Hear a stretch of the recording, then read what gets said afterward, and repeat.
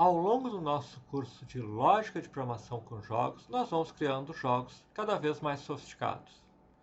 Lá pelas tantas, nós chegamos, por exemplo, nesse aqui. Aqui na aula 1, eu apenas exibo imagens nessa tela. Aí nós estamos vendo um pouco de HTML, de colocação de imagens, nem chegamos na lógica de programação em si. Aula 2, nós colocamos aqui.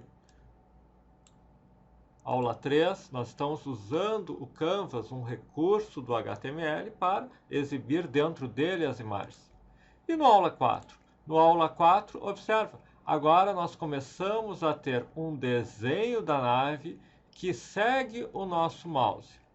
Simples recursos, lá pelas tantas nós vamos aprendendo, que nós vamos trabalhando e construindo o jogo. Ao final, 22 fontes depois, nós temos o quê? Nós temos o jogo realmente acontecendo. Aqui o jogo, vocês podem ver que ele tem várias fases, e essas fases começam a aparecer inimigos diferentes. Qual é o objetivo desse jogo?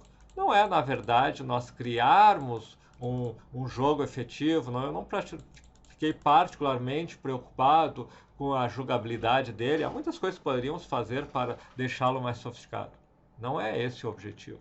Este, como todos os jogos que nós vamos construindo, ele tem um objetivo didático, um objetivo pedagógico. Em particular, este jogo aqui tem fundamentalmente o objetivo de trabalhar a orientação a objetos. O que é essa orientação a objetos? É uma forma de pensarmos a construção de uma aplicação. Ou seja, é uma forma de pensarmos a lógica de programação. Uma forma em que nós temos classes de objetos. Então, por exemplo, eu tenho uma classe que é utilizada para criar objetos que são essas naves. Uma outra classe que nós usamos para criar objetos dessa classe. Classe vem de realmente uma classe. Olha, este aqui é um tipo, é uma forma. Todos estes objetos aqui que são os inimigos com essa nave amarela são da mesma classe.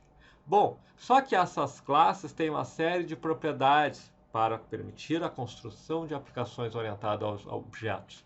Por exemplo, elas podem ter semelhanças nas suas funcionalidades que podem ser implementadas através daquilo que se chama herança. O que significa essa herança?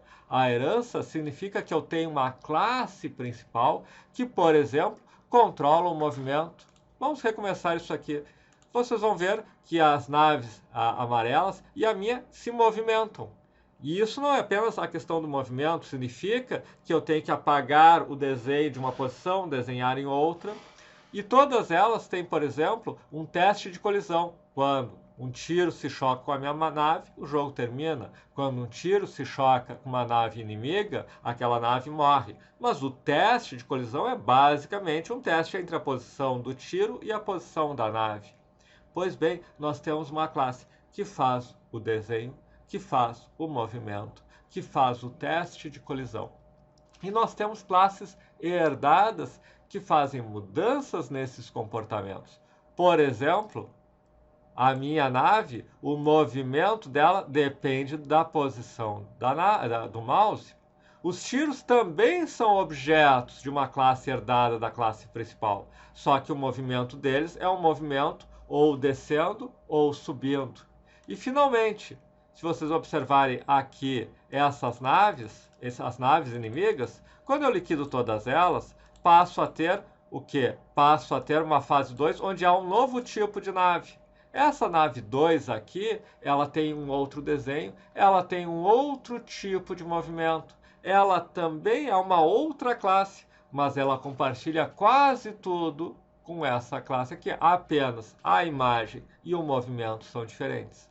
Isso nós usamos orientação a objetos, nós usamos herança. Nós temos classes que herdam propriedades, que herdam recursos, que herdam códigos umas das outras e apenas implementam códigos novos. Isso torna mais fácil nós criarmos programas.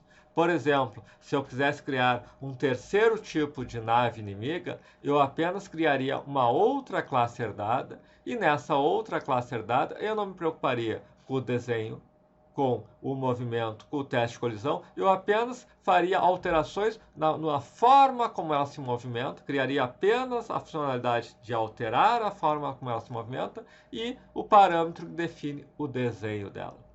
Pois bem, não apenas isso, se nós olharmos o código, nós vamos ver que aquilo que nós aprendemos na segunda aula do curso, ainda em lógica de programação, que são os arrays, nós utilizamos, na verdade, um array com todos os elementos do jogo. As naves inimigas, os tiros dos inimigos, os meus tiros e a minha nave. Todos são elementos de um array.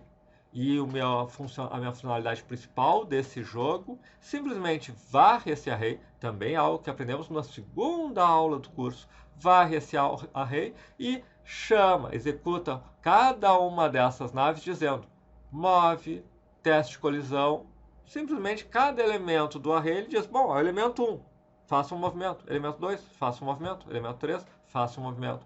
Só que dependendo da classe daquele elemento, daquele objeto, ele vai se mover para o lado, ele vai descer, ou ele vai subir, ou ele vai acompanhar o meu mouse.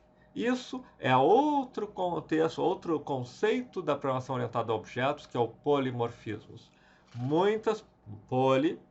Como polissílabo, muitas sílabas, polimorfismo, muitas formas de executar para uma mesma chamada daquela função. Então, eu chamo a função move para cada elemento de um array, só que cada elemento de um array tem um comportamento diferente, porque ele é de um objeto, que pertence a uma classe diferente herdada da classe principal, que implementa a funcionalidade de move. E aquela classe implementa de um jeito um pouquinho diferente.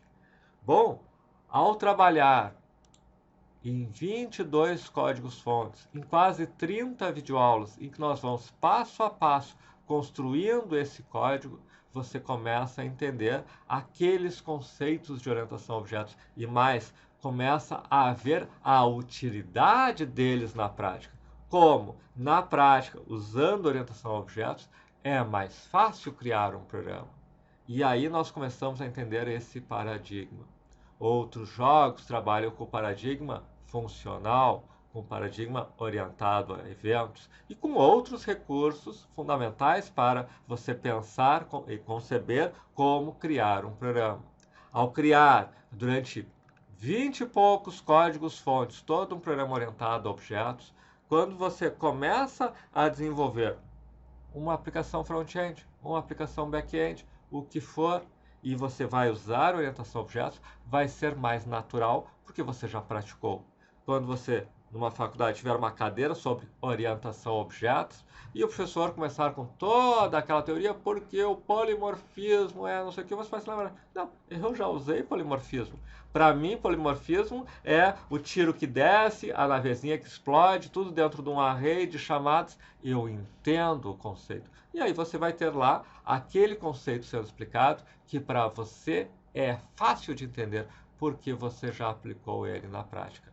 Esta é a ideia fundamental, não só do jogo de tiro que eu desenvolvi, mas de toda a minha formação de lógica de programação com jogos. Desde os jogos mais simples, na primeira aula você já vai desenvolver um jogo simples de adivinhar um número, até a última aula, durante 24 aulas, durante 6 meses, você vai estar desenvolvendo dezenas de jogos que vão lhe ensinar lógica de programação do paradigma procedural, funcional, orientado a objetos, orientado a eventos e outros tantos conceitos fundamentais da programação, como expressões regulares, bancos de dados, tratamentos de exceções e construção de interfaces, como interagir o HTML com o JavaScript, como criar uma consulta em SQL. Tudo nós veremos na prática e cada nova lição vai envolver criar um jogo em que você vai aplicar na prática aquilo que nós ensinamos. E é isso, e é dessa forma que nós ensinamos programação, lógica de programação na prática, de um jeito leve, divertido, mas que mesmo começando do básico, vai a um nível bem avançado da lógica de construir programas.